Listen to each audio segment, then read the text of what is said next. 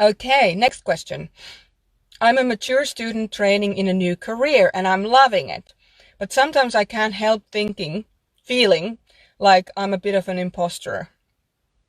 I hear words like, you can't teach old dogs new tricks. How can I trust myself more and let go of my anxieties? Okay, great question. Love it, love it, love it, love it. There's actually a lot of research done about teaching old dogs new tricks. Excuse me for being so gross with my cold. um, if you go onto YouTube and put down teach old dogs new tricks, you'll get a lot of information. And something that the research has actually shown that it's not only a great, it's not impossible. So not only can old dogs learn new tricks, it's actually good for them to learn new tricks. It's actually a great idea to teach them new tricks. And this kind of works for you too. It's like, as long as you continue doing your studies, you will continue to grow. And that's just how it is.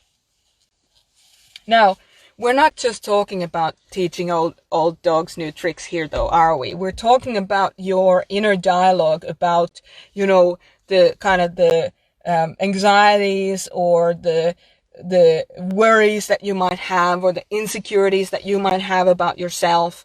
And the way that you start to break down the anxiety piece here is you've actually already outlined it in your question. You keep reality checking back into how much you're enjoying this study and how much you're enjoying this career change. Because that actually tells you everything you need to know. That's your inner wisdom right there. You can say anytime you feel like, oh, am I up for this? Well, are you enjoying what you're doing? Are you getting results from it? Don't believe everything you think and don't believe everything you fear. Fact check. So just as anybody else, who's learning a new thing, I often say to my mentors in training, when they kind of might have imposter syndrome they might say, oh, I don't know if I'm up. I don't think I'm a good mentor. I can't do this. I can't do that. And then I ask them, look, what is the feedback that your case study clients are giving you? Are they giving you feedback that you're not helping them? Or are they giving you feedback? So read some feedback from your case study clients. And then they start reading something like, since our last session, I've realized this about myself and it's made me feel amazing. And then I go, well, who gets to choose if you're a good mentor or you're not? And then they usually say, oh, well, I should know if I am. And then I say, well, actually, no, you don't get to choose if you're a good mentor or not. Your clients get to choose. They get to tell you whether you're a good mentor or not. Because if you're helping them, then you're a good mentor. If you're not helping them, then you're not a good mentor, right? And then they go like, oh. And I just say, look, you can't be so obnoxious that you think better whether your clients get benefits from your work or not. They get to tell you. So you don't get to be on that high horse and have those unrealistic expectations of you.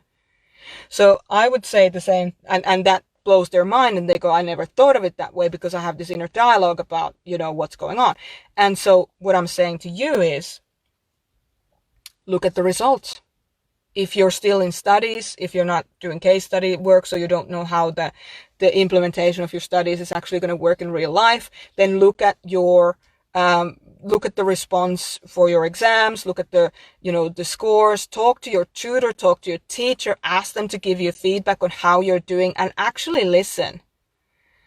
So check your fears against the reality of the situation.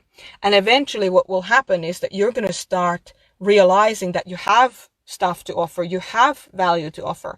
Okay, you're not perfect. Nobody's perfect. There's always something to learn. But don't believe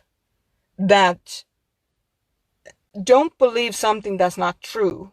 You're not the ultimate judge of whether something works or not, especially if you're working with other people. They are. So refer back to the facts. How is your, I know, Zahida, you're laughing about the obnoxious. It is obnoxious. It's being up your own. You think you know better and you don't know better. If you don't listen to people's feedback, you don't know better. Like, that is obnoxious. That's like, oh, I know best what's going on. Well, you don't. Get over it. So ask for real-time feedback from people that you trust and you respect, and, ask your clients, if you're working with clients, is this helpful? Is this not helpful? Is there something I can do better? That's all you got to do. You're a mature student training in a new career and you're loving it. Fantastic. I've got you. I'm right there with you. I am so taking my hat. If I had a hat, I would take my hat off for you. Just do your thing. Do your thing. It sounds really good.